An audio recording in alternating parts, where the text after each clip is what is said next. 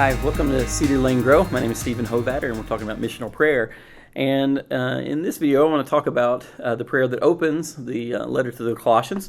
There is, and Paul is customarily opens up his letters with these prayers, and they're actually pretty connected into what Paul often wants to say in the letter, in the rest of the letter.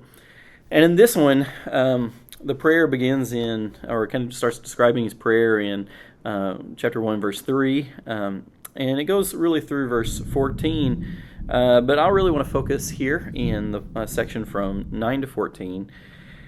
And Paul says, "For this reason, since the day we heard it, we have not ceased praying for you and asking that you may be filled with the knowledge of God's will and all spiritual wisdom and understanding, so that you may lead lives worthy of the Lord, fully pleasing to Him, as you bear fruit in every good work, as you grow in the knowledge of God. May you be made strong with all the strength that comes from His glorious power, and may you be prepared to endure everything with patience, while joyfully giving thanks to the Father, who has enabled you to share in the inheritance of the saints in the light. He has rescued us from the power of darkness and transferred us into the kingdom of His beloved Son, in whom we have redemption, the forgiveness of sins." Then Paul goes on to speak about Christ's work in creation, and how Christ is at work in all of creation, working for its redemption and reconciliation. In this prayer, Paul kind of tips his hand that he's going that way, though, because this prayer is that the brunt of it is that they will be filled with the knowledge of God's will, but that is so that something particular will happen.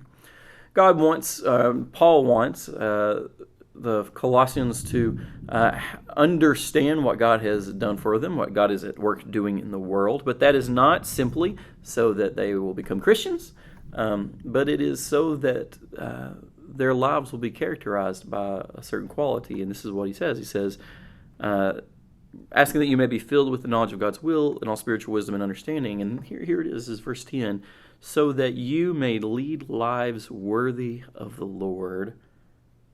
Goes on to say, fully pleasing to Him, as you bear fruit in every good work, and as you grow in the knowledge of God. Now that is really interesting, right? So it starts with the knowledge of God, and it comes back to so that you may grow in the knowledge of God. And between these two things, there is this bit about living worthily, walking worthily of the Lord, living life, having a life that's worthy of the Lord, that pleases Him and that bears fruit in all good working.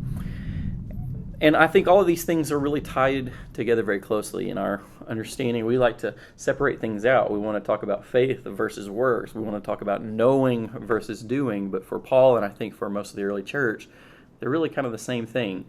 You know, which makes you do, which leads you to know in an even deeper way. These things are all closely tied and intertwined together, so that we understand partly by doing.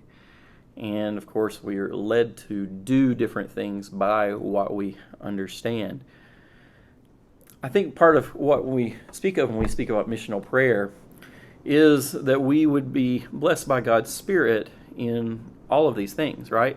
So that God would bless us with increased understanding and wisdom and insight and ability to discern and all those things.